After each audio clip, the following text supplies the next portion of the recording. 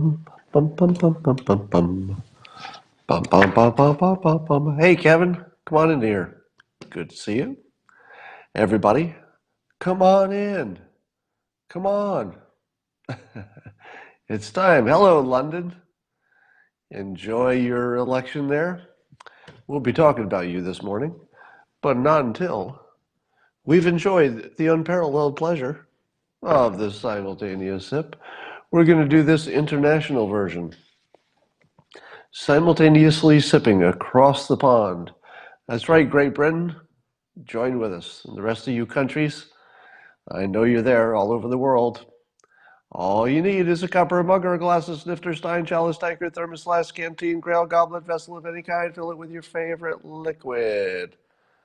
You know what I like? Yeah, coffee. Join me now for this unparalleled pleasure, the dopamine hit of the day, the thing that makes everything better. You know it does. The simultaneous sip. Go.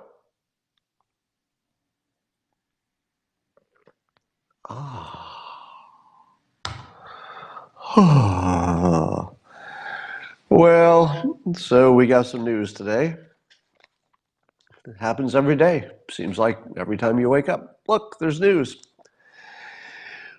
So Great Britain had a little vote and decided that Boris Johnson and his party, the Conservatives, would rule the day, and therefore they would get Brexit done in a few months. And what do people say about that? They say, my God, even Joe Biden is saying it's evidence that the far left can't win. So even Democrats are saying that there's a perfectly good reason why the guy who looks like the poor man's Donald Trump, literally, Boris Johnson is the poor man's Donald Trump, and he wins, and even Joe Biden understands why, because his competition was too far left, just as Joe Biden's competition is too far left. Apparently, there's going to be some massive trade deal that the US and Great Britain will do now that Brexit, or at least once Brexit is behind them. And this brings up the question of code reuse. Now, I'm not going to say this proves we're living in a simulation. I'm just going to point it out for entertainment's sake. Turns out that Glenn Simpson believes that maybe there was some Russian interference. Glenn Simpson of Fusion GPS, also known for the Steele dossier, is actually saying this without any irony or embarrassment whatsoever, that Russia interfered with the election in the Great Britain. And Hillary Clinton's saying the same thing. Oh my God. So somebody who reminds us of the poor man's Donald Trump, meaning Boris Johnson, has an election, and the same players are saying that Russia rigged the election. Do you think that Russia wanted to rig an election to make Great Britain more economically sound? Because I think that's what's going to happen. I don't even know what to say about this Glenn Simpson Russians influenced the election thing, because it's so, I don't even know what the word is. Is it absurd, coincidental? Is it the simulation? Is it crazy? Is it shameless? I don't know what this is. I don't even have words to put on this. It's just so weird, but it exists.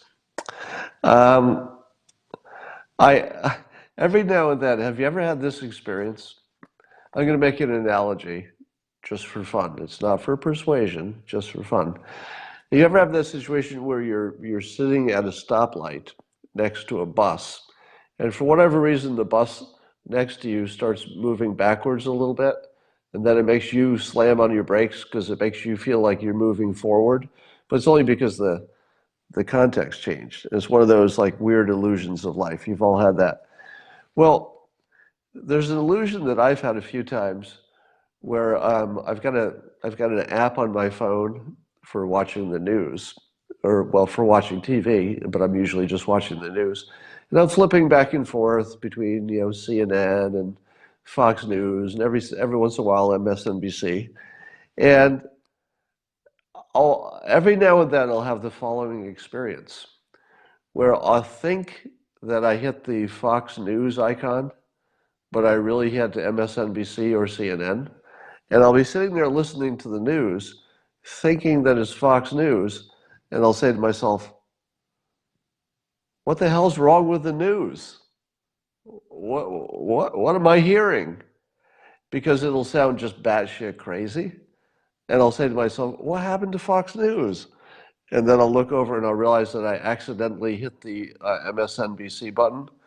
This happened this morning. And I swear, I'm not making this up. I thought I'd hit the Fox News button. I had accidentally hit MSNBC. And while I'm doing other things, I hear out of the corner of my ear, I hear them asking about Trump's state of mind because of the impeachment. And I thought to myself, state of mind? What kind of craziness is this on Fox News that they're going to be doing mind reading and talking about what the internal thoughts of a stranger are? That would be stupid. How can Fox News do? Oh, it's MSNBC. And then I understood. If you don't have anything good to report for your team, you write about mind reading and things that might happen in the future because they can't be verified to be not true. The problem with the Russia collusion problem is that when you looked at the facts, it disappeared. When you look at impeachment and you look at the criteria for impeachment, it disappears. Facts do not work against Trump, apparently. But what does work is imagining that you can see in his mind. I've been waiting for this just for the humor element. So the Trump administration passes this, I don't know the technical details, but they had an anti-Semitism thing that they're pushing through. And if you're Jewish or you're worried about anti-Semitism in any way, it's nothing but good, right? So the Jewish community wanted it. Nobody really didn't want it too much. There's some questions about freedom of speech, but basically it's an unambiguously positive thing in terms of a step against anti-Semitism. And I thought to myself, how in the world is the fake news going to complain about an anti-Semitism step that the administration makes? How can you possibly complain about that? Like, what possible thing could you say? And it looks like they had to reach pretty deeply into their bench to get somebody who was willing to say that is really bad. They found this guy, David Perry, to write an op-ed to say that he doesn't feel safer because of the Anti-Semitism Act. And he gave reasons, and here are the reasons. Blah, blah, blah, batshit crazy. I'm not even going to tell you the reasons because the reasons are just so stupid and desperate and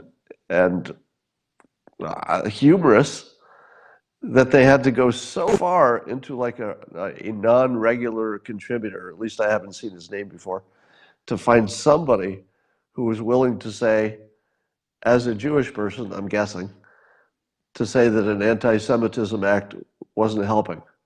Are you kidding? You got to really try hard to find out how that's bad. Okay. Now, if he had been complaining about freedom of speech, there's a point to be made there, but not the way he did it. All right. Lindsey Graham, as you know, is proposing that when the Senate gets the impeachment case, assuming that the House votes to impeach, the Senate takes it up next, and Lindsey Graham, very much in agreement with my opinion, might not ask any witnesses. I might just say, let's just vote on it. There's nothing else to say. It's a crock, and just vote it out of business. I have said that that's brilliant, but it needs to be paired with a statement that is really, really brief and telling why the two articles of impeachment are not even applicable, that they're just ridiculous. So I haven't heard that the Republicans plan to do the brief statement, but I can imagine something like that will probably come out of it. Now, some people have said, hey, we want the Republicans to be able to call witnesses like Hunter Biden and Adam Schiff and all that, because we'll find out all this new stuff, and it'll be great for the Republicans. Here's the problem, and here's why I agree with Lindsey Graham.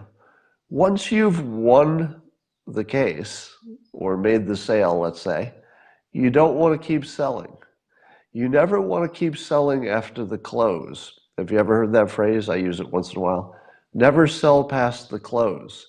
What that means is, let's say you're a salesperson and you've convinced your buyer to buy, and the buyer says, okay, I'm going to buy this thing. The moment the buyer says yes, do not keep describing your product, because if you keep describing it, there's a non-zero chance you'll say something that will reverse the sale. But if you just shut up once you've got the yes, and you say, okay, is it going to be check or credit card, and you just work on the transaction, that's how you would be trained as a salesperson.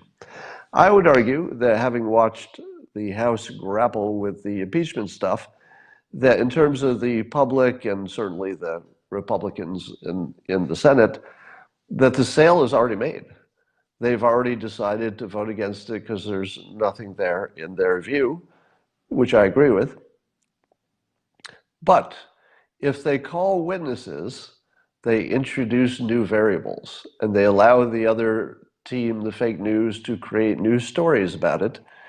And all it does is create possibilities for bad stuff to happen. Sure, I know you want revenge. I know you want to see Schiff squirming in front of the questioning, but I believe that he can be brought up separately. Correct me if I'm wrong, but I think Adam Schiff could, if the Senate wanted to, or the House. I don't know how that works exactly, but I'm sure they can call in witnesses for anything they want. They just have to have a reasonably good predicate, I guess. So Schiff could be still questioned in a separate process, but Lindsey Graham is 100% strategically lawyer correct.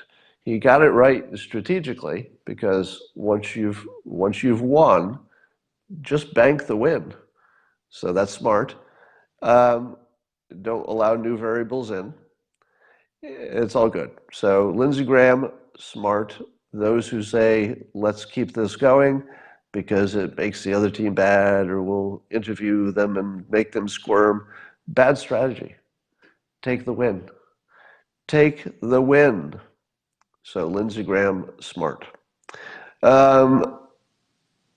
Here's the question for you. It's so easy for us to get all wound up with our brainwashing. Now, I've described in the past patriotism and the feelings that you have for the country are largely the result of brainwashing. But it's a productive and good brainwashing.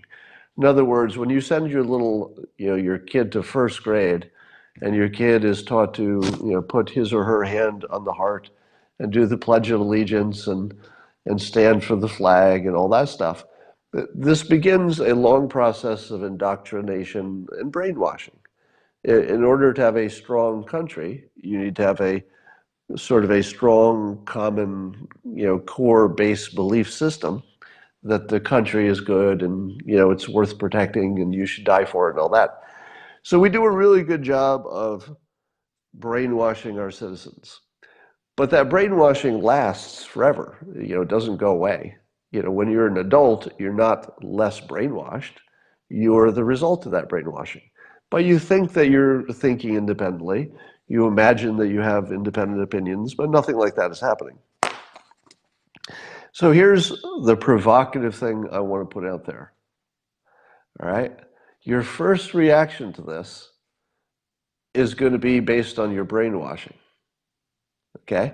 So you're going to have a really negative reaction to what I say next, but not because it's wrong, and not because you have a reason against it. Just monitor this in your own mind. Monitor how you have a strong negative reaction to it, and then separately, look how there are no reasons.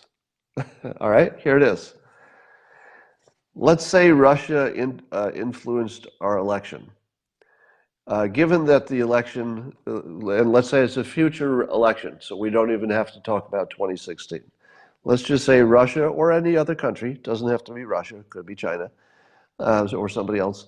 Let's say they do influence our election. And because elections are always close, most of our elections are going to be close to 50-50 because people just vote the party. But let's say that instead of one side winning by, let's say, 52% to 48, let's say that there was outside interference and it reversed the result, so that the winner had 48% of the vote and the loser actually had more votes, 52%. Is that a problem? Here's the part you're going to hate. It's not even slightly a problem. It's not the smallest problem in the world. It's no problem. It's not a trivial problem. It's no problem at all. Now, don't you reject that? Isn't your brain saying, of course that's a problem. Are you kidding me? That means that Russia or China are basically in charge of our country. They're the ones deciding who it is. They're obviously going to pick the one that's good for them and bad for the United States. It's terrible, right? Well, let me point out, first of all, the obvious thing, that the person who got the least amount of votes actually won the election. Do you have a problem with that? No, because it's called the Electoral College, and we've accepted that that's our standard. So as long as the standard was met, we're okay with the person with the fewer votes getting elected. But let me tell you this. No matter who was the one who had the 48, and no matter which side had the 52, reversing it still gets you to something like half of the people in the country happy with how it turned out. If half of the people, roughly speaking, are happy about the result, no matter which way it goes, because it's close to 50-50, who cares? Do you think that in an election in which the result is about 50-50, do you think that the people in either side really know which is good for the country? Obviously not. We're just not that smart. We're not smart enough to know that the person who just barely lost versus the person who just barely won, we're not smart enough to know which one of those would be a better president. It wouldn't make any difference, at least in terms of predictability. It wouldn't make any difference. It would make a difference in outcome, but not a predictable one.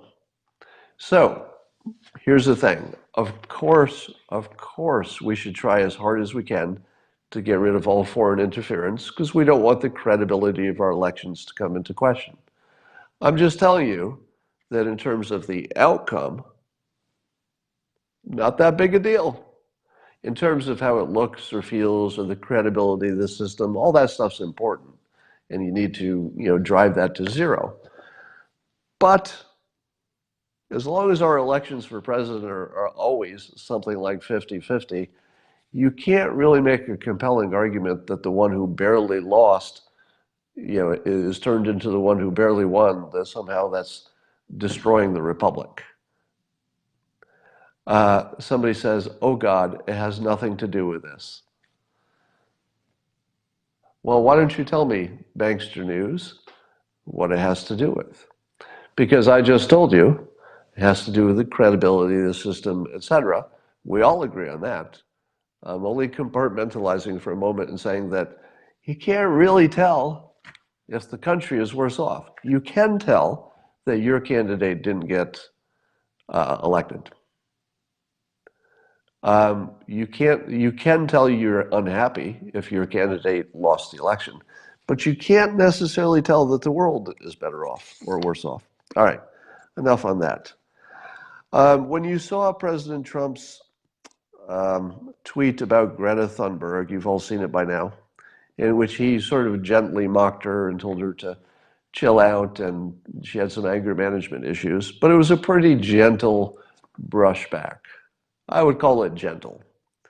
And that's appropriate because she's not an adult. She's not, you know, she it just wouldn't have been right to go any harder at her. Let's just put it that way.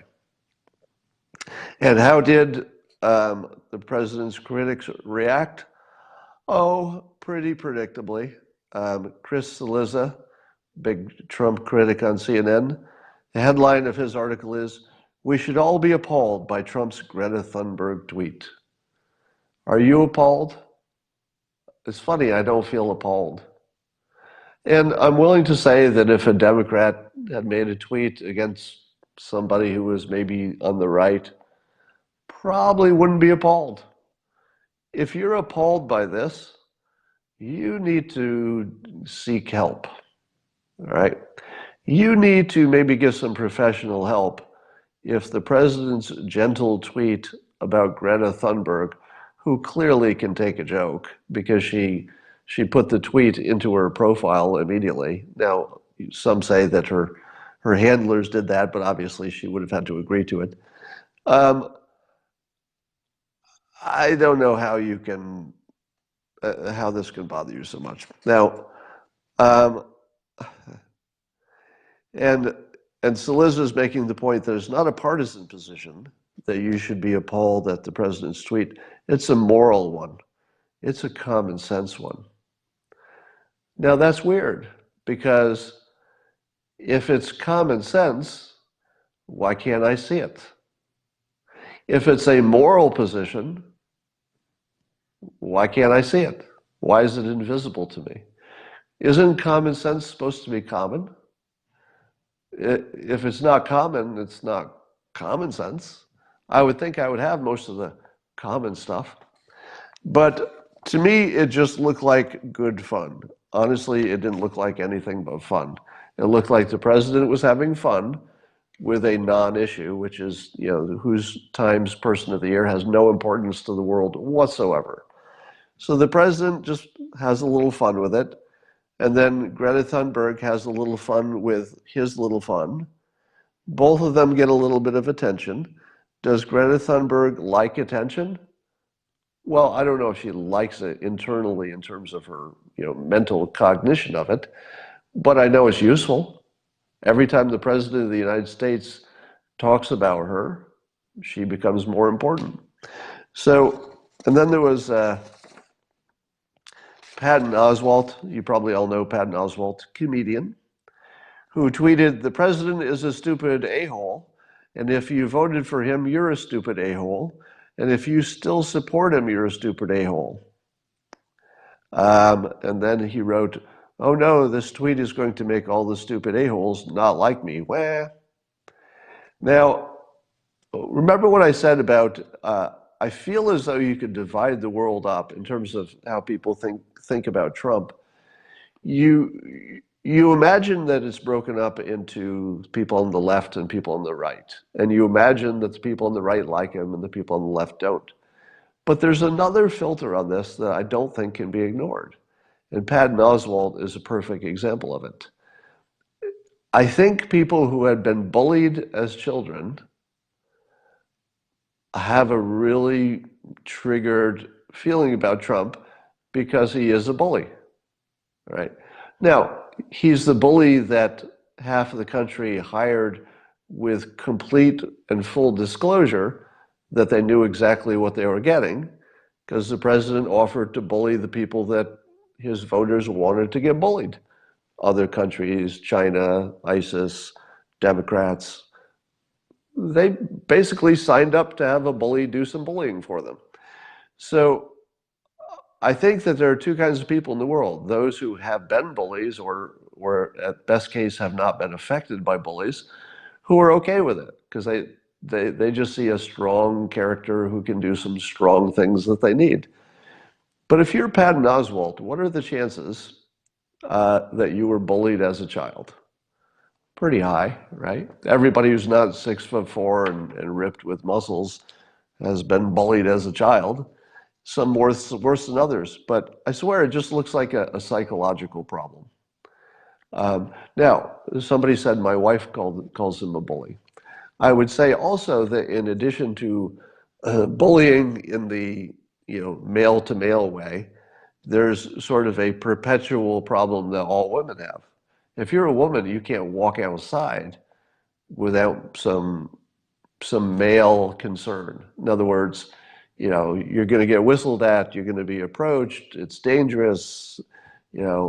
Just being a woman in the world is sort of a tough thing.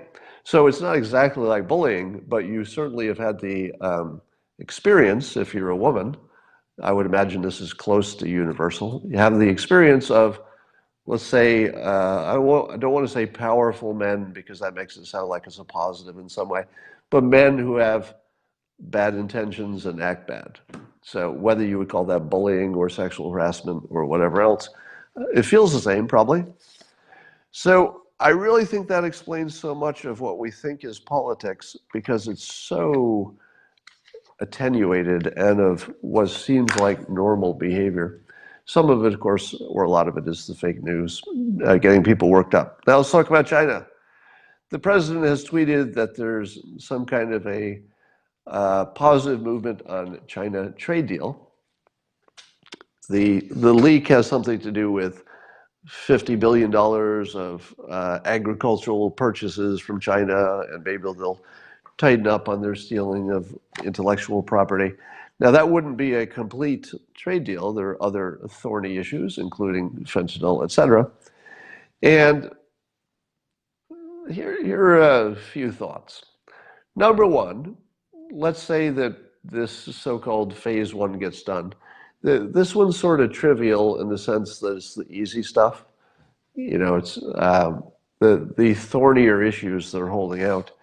But it certainly makes sense to me that if we have ongoing relationships with them that aren't going to change right away, that we should optimize them. So it makes sense that if we're already doing this kind of business with China, that we would want the best deal we could have to do more of this kind of business. At the same time, I think decoupling is happening.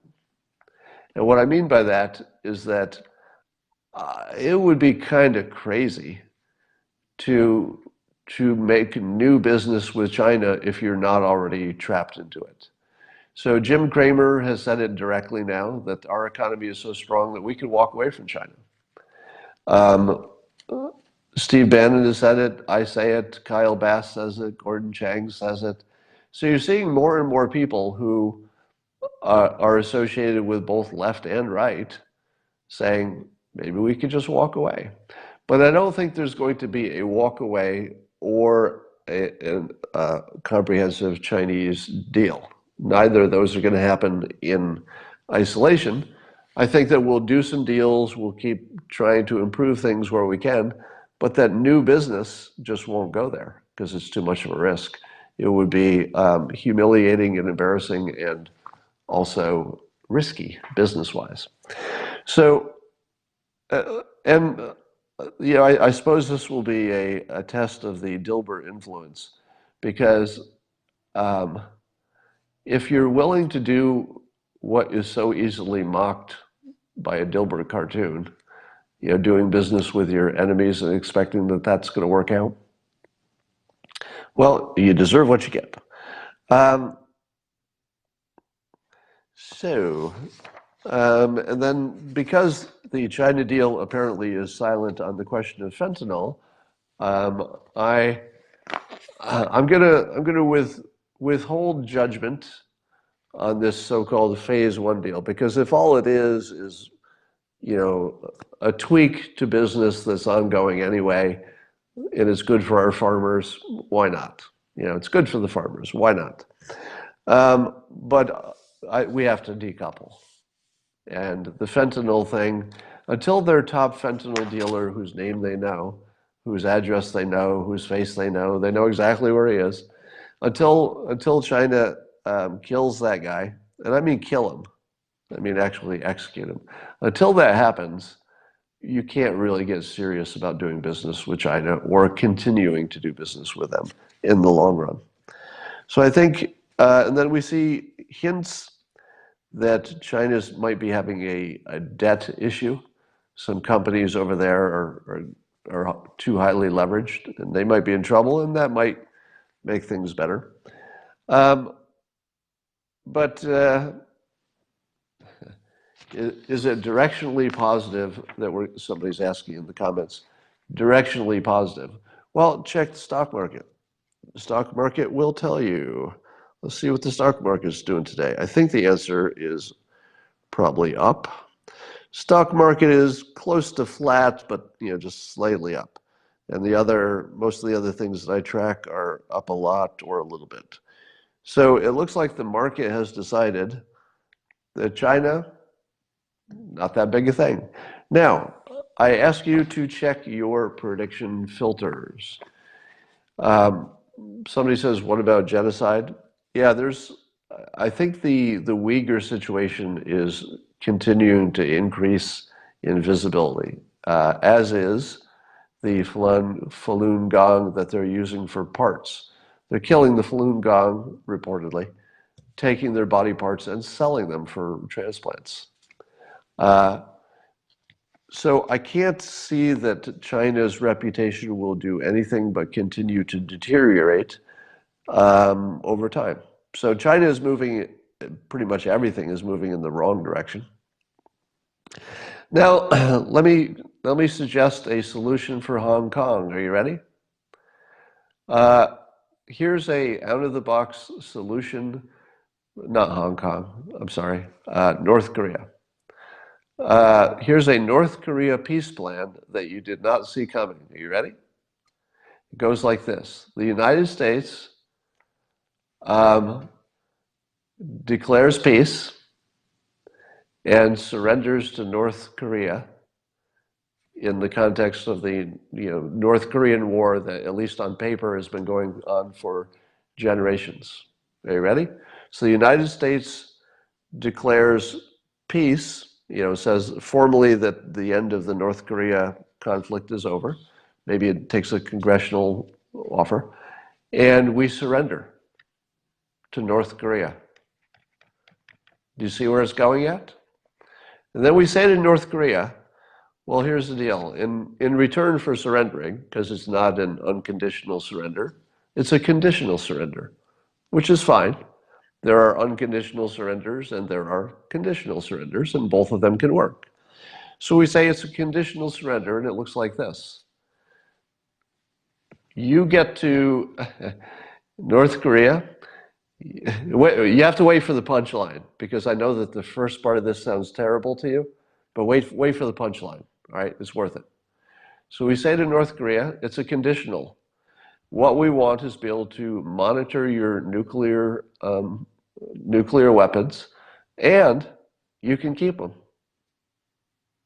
Are you ready? I haven't got to the good part yet.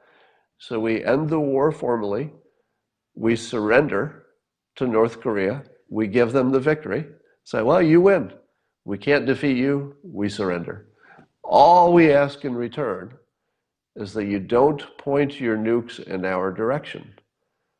But if you wanted to point your nukes toward China,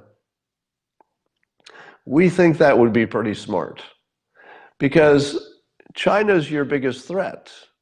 And once we've surrendered and declared an end of hostilities, perhaps we can be part of your defense against our common enemy, China. I'm looking at the comments. One says, absolutely not, and the other says, awesome. Now, somebody's laughing at me and saying, Scott, China and North Korea are partners. Don't you understand that they're allies, Scott? You stupid bastard, Scott. Here's what I understand. Do you think that Kim Jong-un is more afraid of Trump or President Xi? Which one poses the biggest risk to North Korea? In the long run? In the long run, I don't know if it's China, but I'll bet we could convince them it is. So here's the thing. Let me boil this back to its essence. Lots of smart people have said, and they might not be wrong, lots of smart people have said that North Korea will never give up its nukes. There's just no way it will ever do that. Let's say that's true. Is it also true that they can't be convinced to point their weapons at their biggest risk and not at us, who just declared peace, surrendered, and maybe we remove some assets from South Korea, some military assets. That may depend on other factors as well. But what if we just say, North Korea, we love you guys. Why don't we just be friends? We surrender. And maybe you could help us protect against the common risk that we both hold, which is China and Russia, maybe. I don't know how Russia works in here, but so the whole idea boils down to this. If you believe it's true that North Korea will never get rid of their nukes, what's your best outcome if they're going to keep them? Well, attacking North Korea is a terrible outcome. So we don't want to attack them. Having them continue to have nuclear weapons and develop them and point them in our direction, terrible outcome. We don't want that. But keeping their nuclear weapons, but agreeing to point them at their enemy instead of us, we might be able to live with that. We might be able to. I don't know. You know, all of the options are bad, right?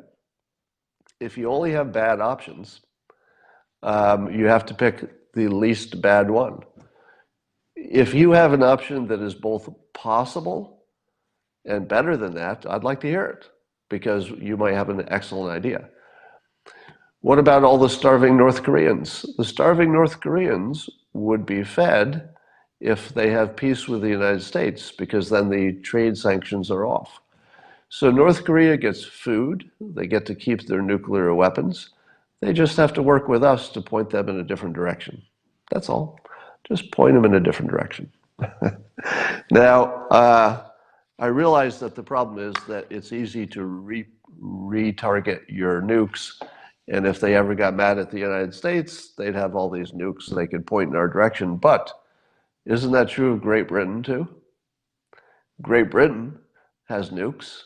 If they ever got really mad at us, they could point them at us, but we're not worried about it because they're an ally. Israel has nukes. If they wanted to, they could point them at the United States, but we're not worried about it because they're allies.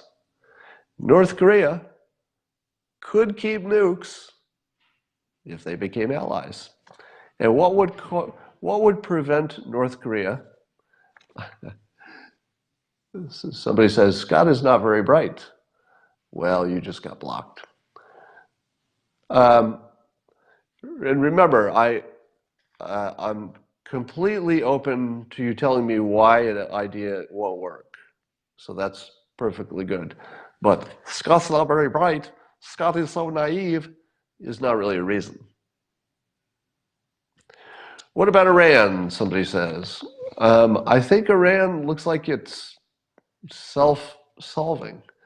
It looks like Iran's economy is going in such a bad direction, and they've got a huge young population who is going to want their internet, and they're going to want their capitalism, I think. So I think Iran is just wait. You know, I love what the president has introduced. President Trump has, let's say, he's solidified a way of thinking that we always had, but we only used it periodically. And that way of thinking is, if you have an economic option, you just always use that. You know, use economics first and military last. So that's what the president is doing with Iran. It's economics first, military last. It's what he's doing with North Korea. We're not attacking North Korea. It's economics first. And the beauty of this method is, let me put it this way. If you only ever did economic sanctions rarely, it's just, you know, in the rarest case you would use them, I don't think they'd be as good. because if you only use them rarely, it looks just like war. But if you were to say instead, the following countries are economically, let's say, they have a good business record, then you could say we're going to do as much business as we can with all the countries that are reliable business partners. Forget about military, just business. If they're reliable business partners, we'll do business with you. Don't care about your government or anything else. But if you're not a reliable part of the international economic system, you're completely shut out. And I think that's where we're heading. I think we're heading to a point where the downside of being a bad actor is just being shut out of the international economic system. So why hasn't Venezuela rolled over yet? I have some real questions about Venezuela, right? Venezuela, why are we hearing more about Venezuela? Didn't it seem to you as if Venezuela was on the cusp of something bad or good happening? There was something was going to happen, and then suddenly it's just not even in the news. What's happening in Venezuela? Are they still eating their pets? How come that just went out of the news? So you have to ask yourself what's going on there.